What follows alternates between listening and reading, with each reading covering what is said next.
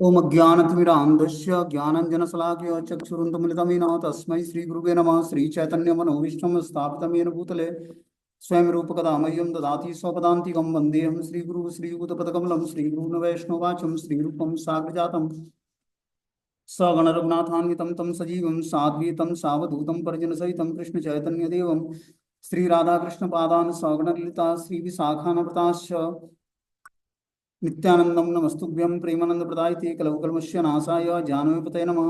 नमो महावदन्याय कृष्ण प्रेम प्रदायते कृष्णाय कृष्ण चैतन्य नामिने गौरद्वित नमः।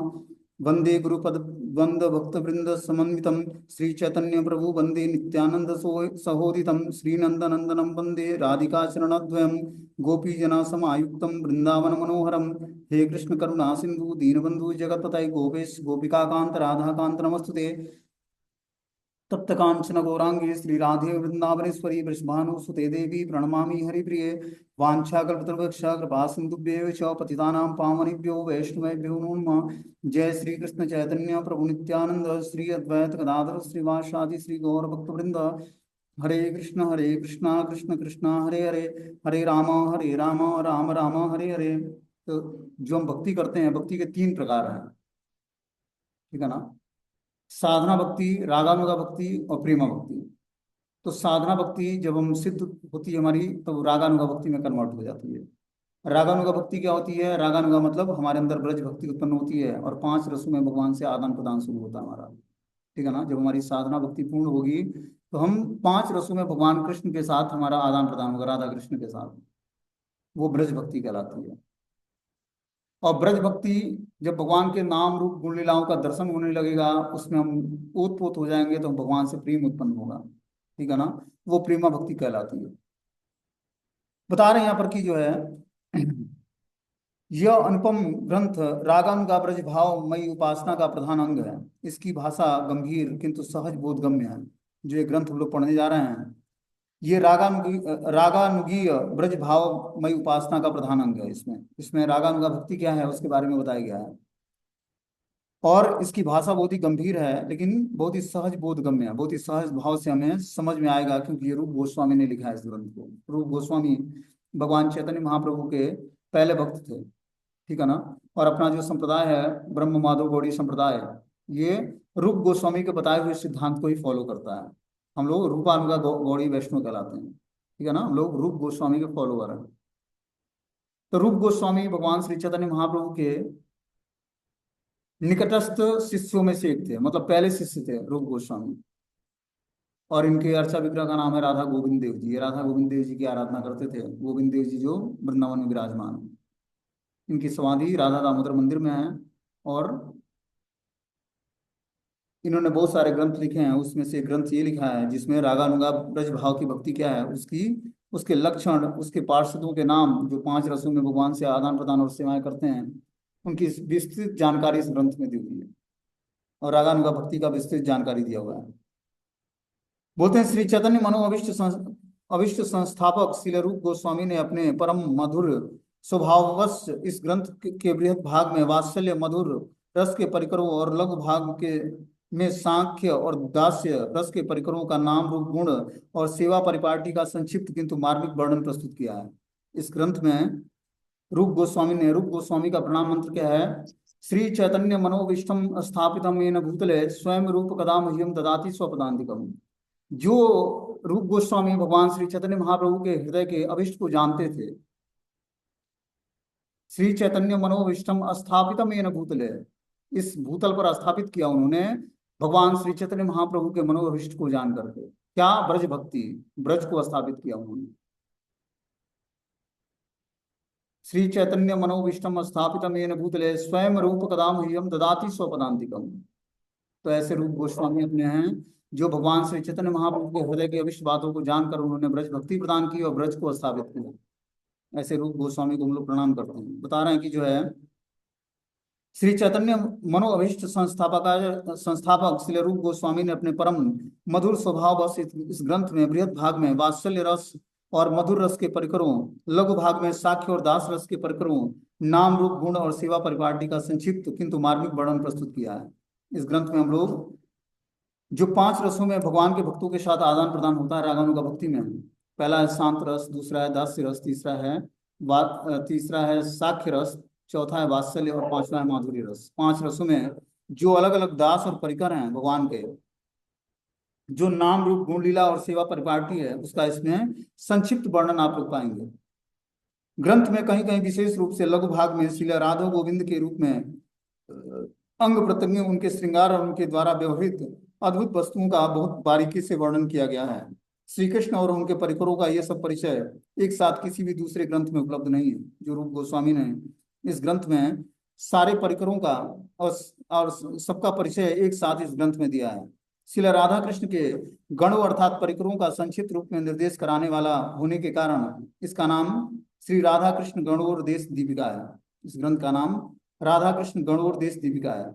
इसमें 5 रसों में जो भगवान कृष्ण के साथ रागानुगा भक्ति में जब व्यक्ति प्रवेश करता है तो भगवान के 5 रसों में आदान प्रदान शुरू होता है। 5 रसों से भगवान का, तो उस 5 रसों में हम कैसे पहचानेंगे कि मैं किस रस में स्थित हूँ और किस रसों को मैं प्राप्त करना चाहता हूँ, क्या अल्टीमेटली गोल है और कहाँ पर हैं हम।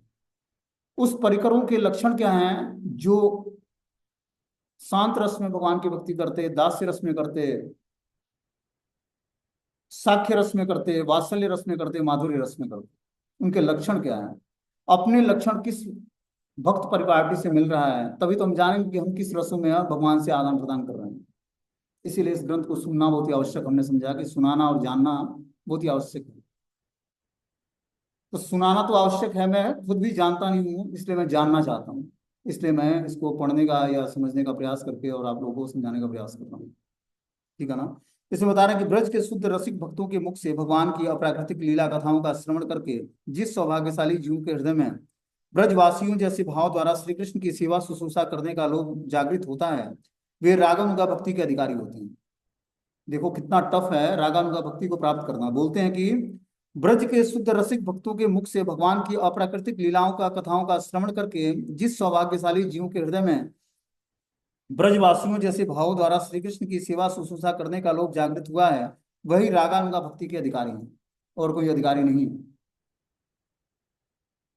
किसके मुख से? ब्रज के शुद्ध रसिक भक्तों के मुख से, जो रसों में डूबे हुए भक्त हैं ब्रज के, ऐसे भक्तों के मुख से भगवान कृष्ण की अप्राकृतिक लीलाओं का जब हम श्रवण करेंगे, ऐसे सौभाग्यशाली जीवों के हृदय में ब्रजवासियों जैसे भाव उत्पन्न होंगे और श्री कृष्ण की सेवा शुश्रूषा करने का लोभ जागृत होगा उनके हृदय में।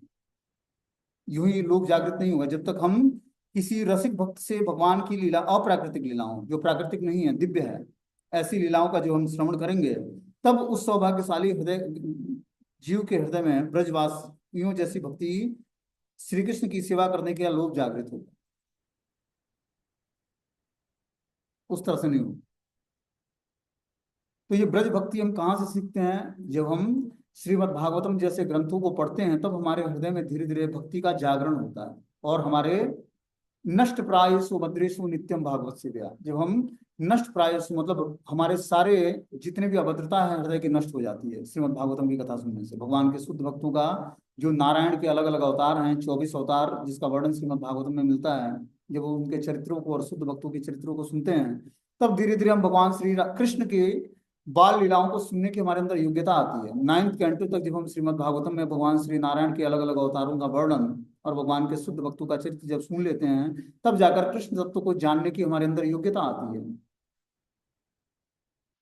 फिर जब श्रीमद् भागवतम के माध्यम से 10वें कैंटो को ध्यान पूर्वक पढ़ते, समझते, सुनते हैं, ठीक है ना, भगवान श्री कृष्ण की बाल लीलाओं से लेकर द्वारका लीलाओं तक का वर्णन सुनते हैं, तब हमारे हृदय में धीरे धीरे रागानुगा भक्ति का जागरण होता है वहां से। इसीलिए हमें कृष्णा बुक हमेशा पढ़नी चाहिए। जो लीला पुरुषोत्तम भगवान श्री कृष्ण है, उस बुक को हमें हमेशा अध्ययन करता रहना चाहिए, जिसमें भगवान की बाल लीलाओं से लेकर द्वारका तक की लीलाओं का विस्तृत वर्णन 90 अध्याय में। जब उस बुक्स को पढ़ते हैं तो धीरे धीरे हमारे अंदर भगवान श्री कृष्ण के तत्व को समझने की योग्यता आती है। भगवान की लीलाओं को, नाम रूप गुण लीला धाम के बारे में हम जान पाते हैं। और जब तक हम नाम रूप गुण लीला धाम के बारे में जानेंगे नहीं, तब तक हमें हमारे अंदर वो भावना कैसे प्रकट होगी?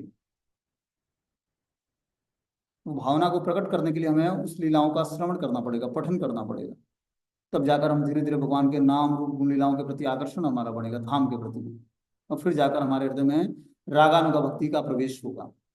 जब हमारी भक्ति साधना भक्ति प्रगाढ़ होती है, तब जाकर वही धीरे धीरे रागानुगा भक्ति का स्वरूप धारण करती है।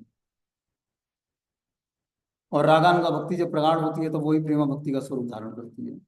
बोलते हैं श्री कृष्ण के नित्य सेवक सिद्ध परिकरों का कृष्ण के प्रति कैसा मधुर भाव है, क्या मुझे भी वैसा ही भाव प्राप्त होगा? कैसे वो भाव प्राप्त हो, इसके लिए हृदय में छटपटाहट होती है। ऐसी छटपटाहट या तीव्र लालसा ही उक्त लोभ का लक्षण है। जब तक हमारे हृदय में लोभ प्रकट नहीं होगा भगवान के भक्ति के प्रति, तब तक हमारे हृदय में रागानुगा भक्ति या प्रेमा भक्ति का जागरण नहीं होगा। जैसे मान लो कि व्यक्ति हैंकरिंग करता है, लालच करता है, तब उसको प्रोग्रेस मिलता है। जैसे मान लो कि कोई व्यक्ति ऑफिस कार्यालय में जाकर धन कमाता है, तो चाहता मैं इतना स्ट्रगल करके और कुछ सीख लूं कि मुझे और जॉब में प्रमोशन मिले और हमारी सैलरी इंक्रीज हो। एज ए भौतिक एग्जाम्पल के माध्यम से मैं बताना चाहता हूँ। इसी तरह भक्ति में हमें रोज नवम रस की प्राप्ति हो, नए रस की प्राप्ति हो। हमारे हृदय में हैंकरिंग होनी चाहिए। वो हैंकरिंग उत्पन्न कैसे होगी, लालच कैसे उत्पन्न होगा भगवान, लोभ कैसे उत्पन्न होगा भगवान की भक्ति में आगे बढ़ने के लिए, ब्रज भक्ति को अचीव करने के लिए? जब हम कथाओं का निरंतर श्रवण करेंगे, जब हम कथाओं को सुनेंगे, तब हमारे हृदय में लोभ जागृत होगा भगवान के प्रति। हमने कई बार रुक्मिणी माता का एग्जाम्पल बताया है कि रुक्मिणी माता कृष्ण को कभी दर्शन नहीं किया था उन्होंने, लेकिन ब्राह्मण आता द्वारका से और रुक्मिणी मैया के राज्य में आकर रुक्मिणी मैया को श्री कृष्ण का चरित्र सुनाता कि भगवान कितने सुंदर हैं और उनका चरित्र कितना मधुर है। और धीरे धीरे रुक्मिणी माता को भगवान कृष्ण से प्रेम होता है। तो स्वाभाविक रूप से मनुष्य जिस व्यक्ति का ग्लोरिफिकेशन सुनता है, उसी से उसको प्रेम हो जाता है। ठीक है ना? या तो देखता है या सुनता है। तो देखेगा या सुनेगा तो उससे प्रेम होगा। जब देखेगा ही नहीं, सुनेगा ही नहीं, तो प्रेम नहीं होगा। देखेगा सुनेगा तो सेवा करने की प्रवृत्ति जागृत होगी। इस तरह से रुक्मिणी मैया के हृदय में भगवान से मिलने की और विवाह करने की इच्छा जागृत हुई। फिर भगवान को प्रेम पत्र लिखते हैं, उस ब्राह्मण के हाथ भेजती हैं, और भगवान उस प्रेम पत्र को स्वीकार करके और रुक्मिणी मैया को हरण करके ले जाते हैं, विवाह करते हैं। तो अगर जो कृष्ण से हमें प्रेम करना सीखना है, तो उनके बारे में हमें सुनना पड़ेगा, तभी हमें भगवान से प्रेम उत्पन्न होगा और प्रेम के माध्यम से हम भगवान को जान पाएंगे। बोलते हैं श्री कृष्ण के नित्य सिद्ध परिकरों का कृष्ण के प्रति कैसा मधुर भाव था, क्या मुझे भी वैसा भाव प्राप्त होगा? कैसे वो भाव प्राप्त करूं, इसके लिए हृदय में छटपटाहट होनी चाहिए। तब जाकर ऐसी छटपटाहट ही तीव्र लालसा का उक्त लोभ का लक्षण जागृत करता है। जब हम भगवान के अलग अलग शुद्ध भक्तों का चरित्र सुनते हैं, जैसे तिरुभाव या आविर्भाव तिथि पर उनके अंदर क्या भक्ति थी भगवान गौरांग महाप्रभु के अन्य अन्य पार्षदों के अंतर्गत, ठीक है ना? उन पार्षदों का बहुत सारा तिरुभाव और आविर्भाव तिथि वैष्णव कैलेंडर के अनुसार आता है। उस तिरुभाव या आविर्भाव तिथि पर हमें तब तक हमें कुछ खाना नहीं चाहिए जब तक उनके हम चरित्र को पढ़े या सुनना मिले। उससे हमें उस भक्त की कृपा मिलती है जो भगवान चैतन्य महाप्रभु के नित्य सिद्ध पार्षद हैं। क्योंकि एक भी नित्य सिद्ध पार्षद ऐसे नहीं हैं जो राधा कृष्ण की लीलाओं में कुछ पार्टिसिपेशन न करा हो, और वही लीलाओं के पार्टिसिपेशन करने वाले नित्य सिद्ध पार्षद ही गौरांग महाप्रभु के संकीर्तन में आए, सारे नित्य सिद्ध पार्षद बनकर भगवान गौरांग महाप्रभु के। तो उन पार्षदों का जब हम चरित्र सुनते हैं उस दिन, उनके आविर्भाव तिथि के दिन या उनकी तिरुभाव तिथि के दिन, तो उससे क्या होता है, हमारे अंदर भी वैसी लोभ जागृत होती है भक्ति के बारे में, भक्ति करने की लोभ जागृत होती है। बोलते हैं, कैसे वो भाव प्राप्त हो, इसके लिए हृदय में छटपटाहट होनी चाहिए। जब तक हमारे हृदय में छटपटाहट नहीं होगी, अभी भौतिक वस्तुओं को प्राप्त करने की छटपटाहट है हृदय में, ठीक है ना? लेकिन जैसे ही ये हृदय में आध्यात्मिक चीजों को प्राप्त करने की छटपटाहट होगी, राधा कृष्ण को प्राप्त करने की, ठीक है ना, भगवान के प्रेमा भक्ति को प्राप्त करने की, रागानुगा भक्ति को, ब्रज भक्ति को प्राप्त करने की, तब ऐसी छटपटाहट जब उत्पन्न होगी, और तीव्र लालसा ही लोभ का लक्षण है, ऐसी जब तीव्र लालसा हृदय में जागृत होगी, तब भगवान उसको आपको प्रदान करेंगे। यूं ही नहीं, आपकी सेवा ऑटोमेटिक इंक्रीज हो जाए। आपको क्या सेवा करनी है भगवान निर्धारित कर देंगे कि तुम्हारे जो हृदय में छटपटाहट उत्पन्न हुई है, इसको पूर्ण करने के लिए तुम्हारे हृदय में जो अभी लालसा जागृत हुई, उसको तुम पूर्ण कैसे करोगे, इसके लिए भगवान आपको सेवा में इंगेज कर देंगे तुरंत। किसकी सेवा में? तुलसी महारानी की सेवा में। जब व्यक्ति तीव्रता से भगवान श्री राधा कृष्ण के परम उपास्य जो है वो परम उपासिका है माता तुलसी, जब उनकी दिव्य सेवा करता है, तब उसको वृंदावन धाम की, क्योंकि वृंदावनेश्वरी श्रीमती राधा रानी की परम सखी है वृंदा देवी, वही राधा कृष्ण की लीलाओं का मैनेजमेंट करती हैं। तो जब हम वृंदा देवी की सेवा करते हैं, तो वृंदा देवी मतलब तुलसी महारानी की सेवा करते हैं, उनकी परिक्रमा करते हैं, उनको प्रणाम करते हैं, उनको दीप दान करते हैं, उनको स्नान कराते हैं, उनकी मंजरियों को छोड़कर भगवान कृष्ण पर ऑफरिंग करते हैं। तुलसी महारानी की कृपा से हमें ब्रज भक्ति प्राप्त होती है, और कोई ब्रज भक्ति देने की योग्यता किसी में नहीं है। या तो ब्रजेश्वरी श्री कृष्ण की प्रेयसी श्रीमती राधा रानी देगी, या स्वयं वृंदा देवी देगी। तो जो हम अपने घरों में तुलसी के पौधे उगाएं, उनको बहुत ही सुंदर तरीके से सजाएं, उनको रोज स्नान कराएं, उनकी परिक्रमा करें, उनको प्रणाम करें, उनके सामने भगवान की स्तुति करें कृष्ण की, उनके सामने बैठकर नाम जप करें, उनके सामने दीप जलाएं। इस तरह से जब उनकी अखंड सेवा करेंगे, उनकी कृपा से हमें ब्रज भक्ति प्राप्त होगी, क्योंकि वो ब्रज भक्ति की अधिष्ठात्री देवी है, वही हमें ब्रज भक्ति प्रदान कर सकती है। उनसे प्रार्थना करनी पड़ेगी। मैं आपको बताऊं कि जब कोरोना टाइम था, कोई सहारा नहीं था। हमारे जो शिक्षा गुरु थे वो भी कहीं चले गए थे। दीक्षा गुरु को फोन किया तो उन्होंने बोला कि अभी, उनके असिस्टेंट को फोन किया, बोला कि महाराज अभी बात नहीं कर रहे हैं किसी से, अब आप किसी तरह कोरोना पीरियड काट लीजिए। उससे पहले हमने 8 तुलसी महारानी को लगाया था, अष्ट सखियों के रूप में। और कृष्ण बलराम के चारों तरफ रखता, उन्हीं के सामने बैठ के भजन कर दो। 6 महीना, 1 साल तक कंटिन्यू। अब पता नहीं क्या हुआ, हमें कभी सोचा भी नहीं था कि मैं वृंदावन धाम, क्योंकि मैं जिस मंदिर में था पूर्ण रूप में संतुष्ट था वहां पर। रोज सुबह उठकर मंदिर जाना, भगवान का भजन करना, फिर घर पे आना, कृष्ण बलराम की सेवा करना, इस तरह जीवन चल रहा था आराम से। बाहर जाकर 2 4 5 घंटे काम करना। लेकिन जीवन में ऐसा बदलाव आया उस अष्ट सखियों की सेवा से।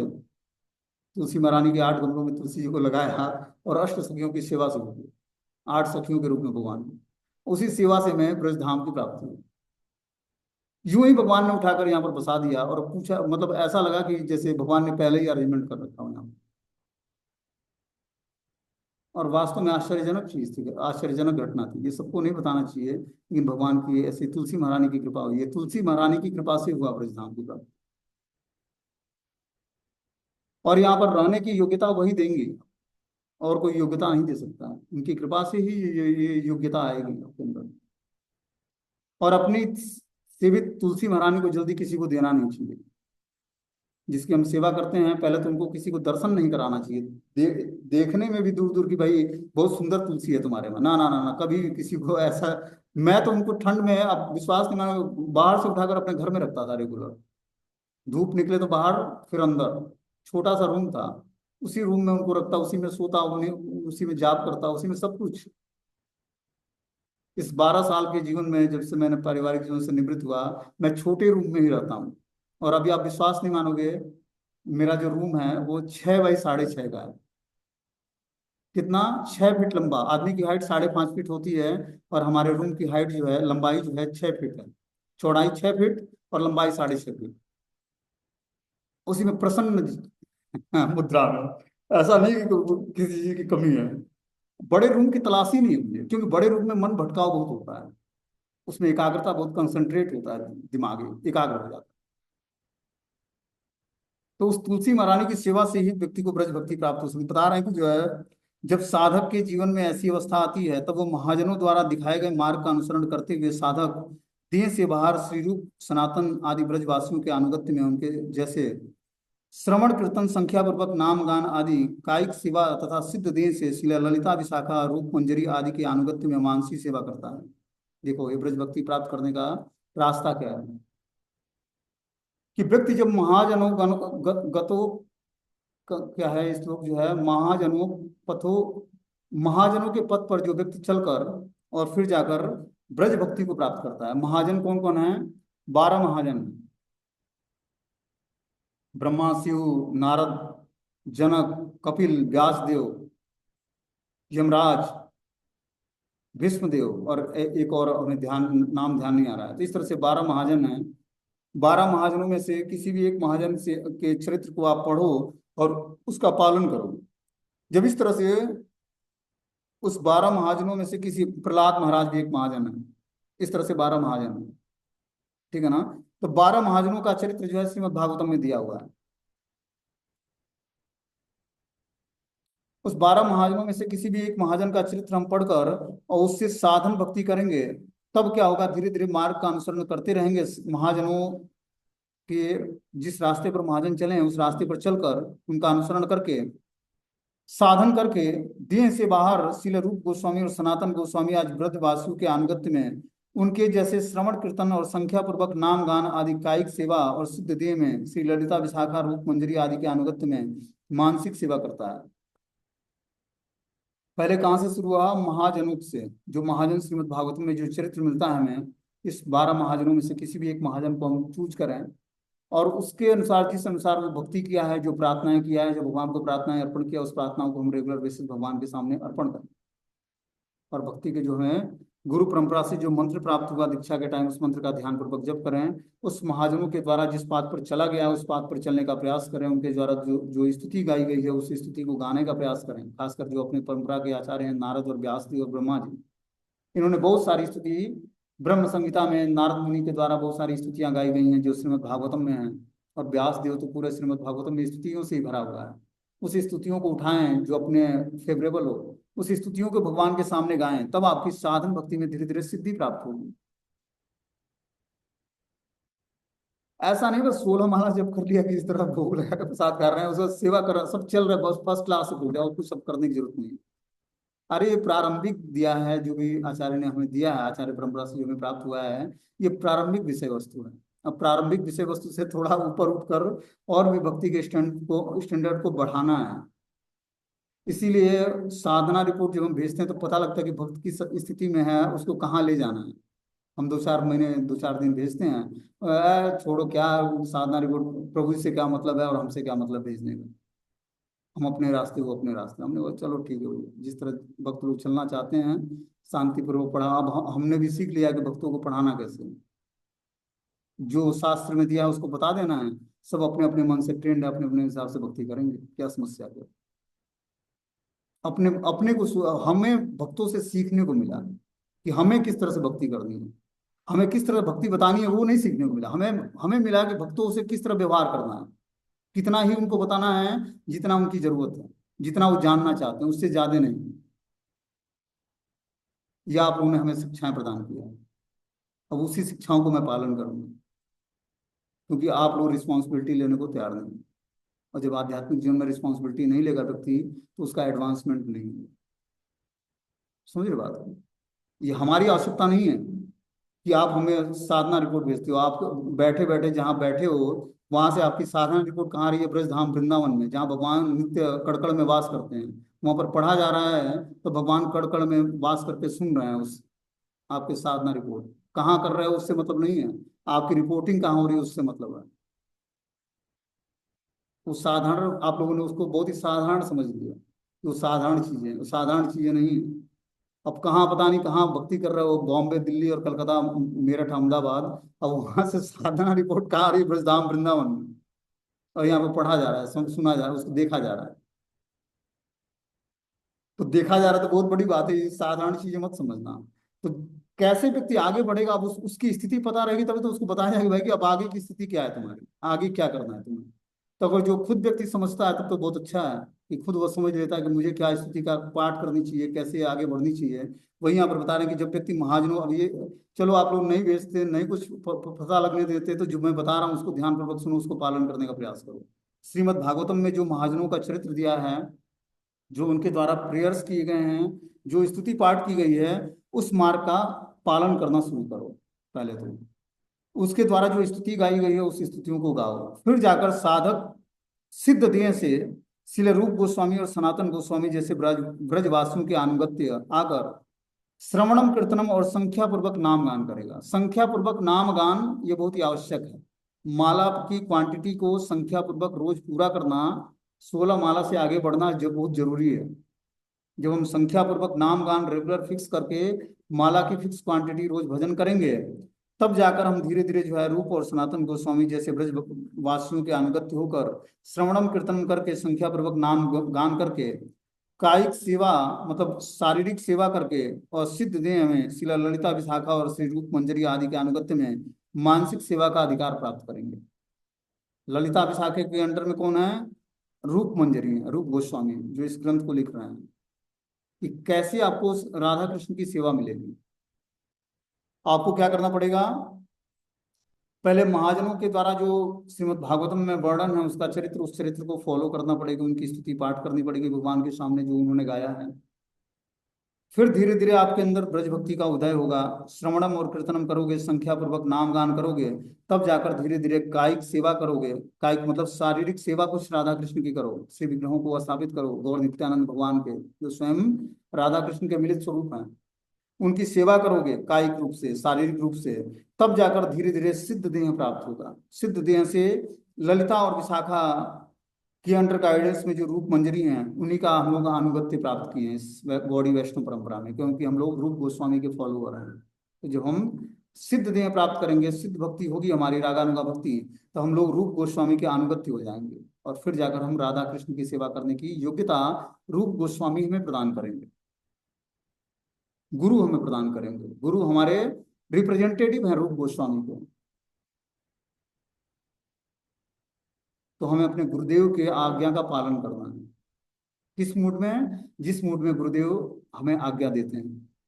तो इस प्रकार जब हम गुरुदेव की आज्ञा के अनुसार भक्ति में रहकर अनुगत्य धारण करके और भक्ति के नियमों का पालन करेंगे, तब धीरे धीरे हमें भक्ति की सिद्ध अवस्था प्राप्त होगी और मानसिक सेवा करने का अधिकार प्राप्त होगा। धीरे धीरे हम पहले भगवान की प्रत्यक्ष सेवा करें, शिव विग्रहों को स्थापित करके घर में उनको स्नान कराएं, ड्रेसिंग करें, उनको इत्र लगाएं, उनको फूल माला पहनाएं, ठीक है ना, उनके साथ स्तुति पाठ करें, उनके साथ बातचीत करें, अपने हृदय की बातों को उनके सामने रखें कि भगवान मुझे किस स्थिति में जाना है, कहाँ हूं मैं, सब भगवान से आदान प्रदान धीरे धीरे शुरू करें। जो व्यक्ति सिद्ध हो गया है वही मानसिक सेवा कर सकता है। मानसिक सेवा सबके बस का नहीं है। हमने बताया ना कि एक बार लीलाओं में एक ब्राह्मण सोचा कि मैं अपने श्री विग्रहों को आज खीर खिलाऊंगा, मन मन में भगवान का नाम जप करते हुए और खीर बनाने लगा। दूध ले आता है गाय से निकलवा के, चूल्हे पर रखता है, उसमें चावल डालता है और जो है ड्राई फ्रूट्स डालता है, सब कुछ डालता है, केसर बादाम सब कुछ। उसके बाद खीर उबलने लगता है, ध्यान में ये सब कुछ कर रहा है, और ध्यान में फिर वो परोसता है भगवान के सामने, परोसता है कि भगवान के सामने प्रेजेंट करना है उसको। तो जैसे ही परोसता है वैसे ही वो उंगली डालकर देखना चाहता है कि कहीं ऐसा ना हो कि हमने जो खीर बनाया है वो भगवान के जीभ को जला दे। तो उंगली से टच करना चाहता है कि खीर ज्यादा गर्म तो नहीं है। जैसे उसमें उंगली टच करता है वैसे ही उसका हाथ जल जाता है, तो उसका ध्यान टूट जाता है। अब देखो वो ध्यान में ये सारी चीजें कर रहा था, लेकिन जैसे ही उंगली डालता है वैसे ही देखता है कि उंगली जला हुआ है। ऐसा ध्यान में वो सिद्ध था। तो जो मानसिक सेवा होती है ये सिद्धावस्था को प्राप्त व्यक्ति कर सकता है। अभी हमें क्या करना पड़ेगा? नाम जप के साथ साथ हमने 5 अंग बताए हैं भक्ति के। कलयुग में नाम संकीर्तन तो सर्वश्रेष्ठ अंग है, उसके अलावा 4 अंग और हैं। श्रीमद् भागवतम श्रवण, भक्त एसोसिएशन, शिव विग्रहों की सेवा और मथुरावास। ये 4 अंगों के साथ साथ नाम संकीर्तन सर्वश्रेष्ठ है। इस 5 अंगों को जो भी पालन करता है, रूप गोस्वामी के बताए हुए 64 अंगों में से भक्ति के 5 अंगों का पालन हमें करना चाहिए। मथुरावास का मतलब है कि हम अपने घर में ब्रज भक्ति का धीरे धीरे अनुकरण शुरू करें, ब्रज भक्ति के परपरों का नाम उच्चारण शुरू करें, जैसे जय राधे, जय कृष्णा, जय वृंदावन। इसमें ब्रज भक्ति के अलग अलग पार्षदों का गुणगान है। इस स्तुति को हमें पाठ करना चाहिए, अपने घर में कीर्तन करना चाहिए इसका, रोज सुबह शाम दीप जलाएं भगवान के सामने, संध्या टाइम में इसका कीर्तन करें।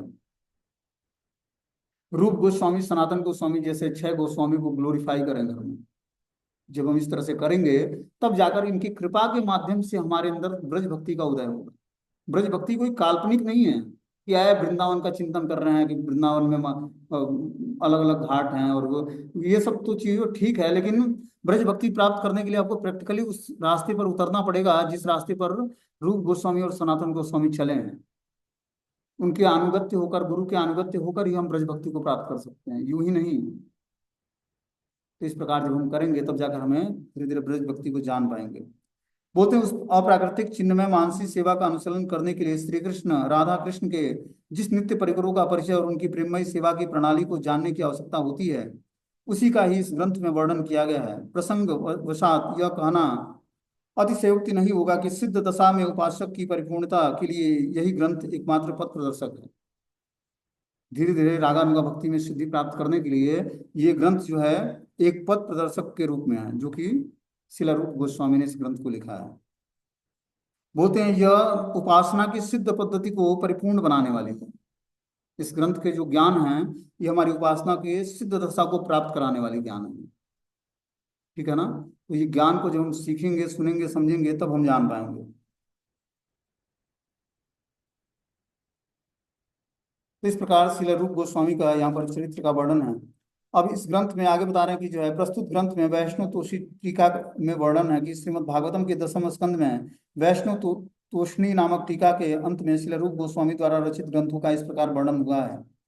अर्थात श्री सनातन गोस्वामी के अनुज शिला रूप गोस्वामी ने श्री हंस दूत नामक काव्य और बृहद और लघु के नाम से विख्यात श्री राधा कृष्ण गरुड़ देश दीपिका की रचना की है। भक्ति रत्नाकर ग्रंथ की पंचम तरंग में शिला राधा कृष्ण गौड़ गरुड़ देश दीपिका के विषय में इसी प्रकार वर्णन मिलता है। श्री रूप गोस्वामी का यह मूल ग्रंथ संस्कृत भाषा में है, यद्यपि इसके बहुत से संस्करण बंगला भाषा में अनुवादित हैं, किंतु सभी में पाठांतर क्रम विपर्य, अधिक पाठ कम और पाठ आदि दिखाई देता है। इसके संशोधन करके इस ग्रंथ को प्रकाशित किया गया है। बता रहे हैं कि अंत में भगवान करुणा के घन विग्रह परम आराध्य शिला गुरुपाद पद्म में प्रति प्रचुर कृपा वशात और उनकी मनोअभिष्ट सेवा के अधिकार स्वरूप प्राप्त करके उनके प्रेम प्रदानकारी श्री चरणों में मैं प्रणाम करते हुए इस ग्रंथ को उदित कर रहा हूँ। शीघ्रतावश इसका उद्घाटन होगा। इस तरह से ग्रंथकाल शिला रूप गोस्वामी ने इस ग्रंथ को जो है लिखा है। इस ग्रंथ को हम लोग अब कल से पढ़ना शुरू करेंगे। इसमें रूप गोस्वामी ने भगवान श्री राधा कृष्ण के 5 रसों में कौन कौन से नित्य सिद्ध परिकर हैं, कैसे हम उस 5 रसों में भगवान से आदान प्रदान हमारा कैसे होगा, और कैसे उस 5 रसों में हम किस रसों में स्थित हैं, यह हम अपनी हृदय की स्थिति को जान पाएंगे। जब हमारी साधना की परिपक्व अवस्था प्राप्त होगी, सिद्धि अवस्था, तब हम जान पाएंगे कि हम किस रसों में भगवान से हमारा आदान प्रदान होने वाला है। ठीक है ना। भक्तों में तालमेल भी रसों के आधार पर होता है। समझ रहे बात को। अब जो मान लो कि भक्ति में आपने भक्ति शुरू किया, बहुत सारे भक्तों से आपकी मित्रता हो गई, लेकिन सबके साथ टिकोगे नहीं आप। आपके हृदय की स्थिति कुछ और है, उनके हृदय की स्थिति कुछ और है। अब उनको लगता हो कि आज तक तो हमारे साथ था, अब दोनों अलग अलग क्यों हो गए। तो हृदय की भक्ति की स्थिति के कारण दोनों अलग अलग भगवान ने उसको अलग भक्तों से मिला दिया और आपको अलग भक्तों से मिला दिया। समझ रहे बात को। और लगेगा कि वो तो हमारे साथ रहता था या साथ रहती थी, चाहे जो भी है। स्त्री को स्त्री, मतलब माताओं को माताओं का संग और पुरुष को पुरुष का संग, प्रभु जी लोगों को। अब वो अलग अलग क्यों हो गए। जब उसके अंदर रागानुगा भक्ति उत्पन्न होगी तो वो अपने उस मार्ग में, किस मार्ग में, रागानुगा भक्ति के किस भाव में वो भगवान की सेवा करना चाहता है या भगवान उससे सेवा कराना चाहते हैं, उसी तरह को उसको भक्त मिल जाएंगे, उसी तरह को उसको पढ़ने के ग्रंथ मिल जाएंगे, उसी तरह समझने की भाव दशा प्राप्त हो जाएगी उसको। ये सब कृष्ण की कृपा से, गुरु परंपरा की कृपा से ये सब चीजें प्राप्त होती हैं। ठीक है ना। ऐसा नहीं है कि हम अपने मन से न तो कुछ किसी गुरु को चूज कर सकते हैं, ना किसी गुरु के को अप्रोच कर सकते हैं। ये सब कुछ कृष्ण की कृपा से सब कुछ आगे, और गुरु परंपरा की कृपा से आप सब कुछ आगे मिलता जाएगा। बस आपको उस रास्ते पर चलने के लिए धैर्य रखना पड़ेगा। ठीक है ना। तो हमें जो भक्ति का पाथ मिला है, ठीक है ना, उसको प्राप्त करने के लिए हमें गुरु परंपरा से प्रेयर करना पड़ेगा कि हमें आप धीरे धीरे हमारी साधना को हम अपने परफेक्शन के लेवल पर करें। परफेक्शन के लेवल पे हमें करने के लिए क्या करना पड़ेगा। महाजनों ने जो रास्ता बताया है उस रास्ते पर हमें चलना पड़ेगा। जो आचार्यों ने हमें रास्ता दिया है, सुबह से शाम तक का जो मॉर्निंग प्रोग्राम दिया है, उस मॉर्निंग प्रोग्राम को जो हम दृढ़ता से करेंगे, और वैष्णव भजनों में जो भक्ति विनोद ठाकुर, नरोत्तम दास ठाकुर, इस तरह के जो आचार्यों ने वैष्णव भजन गाए हैं, उस वैष्णव भजनों में जो ब्रज भक्ति को ग्लोरीफाई किया है नरोत्तम दास ठाकुर ने या रूप गोस्वामी ने या अलग अलग आचार्यों ने, उस स्तुतियों को पाठ करेंगे या वैष्णव भजनों को अपने साथ भगवान के श्री विग्रहों के सामने गाएंगे, गौर नित्यानंद भगवान के सामने, तो गौर नित्यानंद भगवान की कृपा से ही हम ब्रज भक्ति को प्राप्त कर, क्योंकि वही राधा कृष्ण के मिलित रूप और बलराम जी के स्वरूप में नित्यानंद प्रभु हमें जो है ब्रज भक्ति प्रदान कर सकते हैं। ठीक है ना। तो राधा कृष्ण की सेवा हम अगर जो गौरांग महाप्रभु के रूप में करते हैं और नित्यानंद प्रभु के को बलराम के रूप में है, तो हमें कोई अपराध नहीं लगता है। जैसे हमने बताया था कि जो है बलराम जी की सेवा श्रीमती राधा रानी के साथ नहीं होती है, लेकिन गौरांग महाप्रभु के साथ नित्यानंद प्रभु की सेवा हो सकती है, जबकि वो राधा कृष्ण के मिलित रूप हैं। लेकिन उसके बाद भी गौरांग महाप्रभु एक अलग ही गोल्डन स्वरूप धारण करते हैं। कृष्ण ही राधा रानी के भाव को अंगीकार करते हैं, तो कृष्ण ही है वो साक्षात बलराम जी के साथ, नित्यानंद प्रभु के साथ। तो इस तरह से हम राधा कृष्ण के भाव में गौर नित्यानंद भगवान की सेवा और बलराम जी के रूप में नित्यानंद प्रभु की सेवा, गौर नित्यानंद की सेवा करेंगे तो हमें राधा कृष्ण की नित्य लीलाओं में पार्टिसिपेशन पाने की योग्यता गौर नित्यानंद भगवान की कृपा से प्राप्त होगी।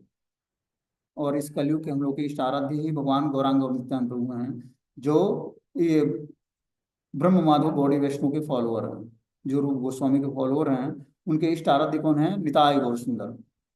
तो हमें गौर नित्यानंद भगवान की शरण ग्रहण करनी है रूप गोस्वामी के माध्यम से। इस तरह से हम करेंगे तो धीरे धीरे हमें उनकी कृपा से हमें ब्रज मुक्ति प्राप्त होगी। ठीक है, हरे कृष्णा।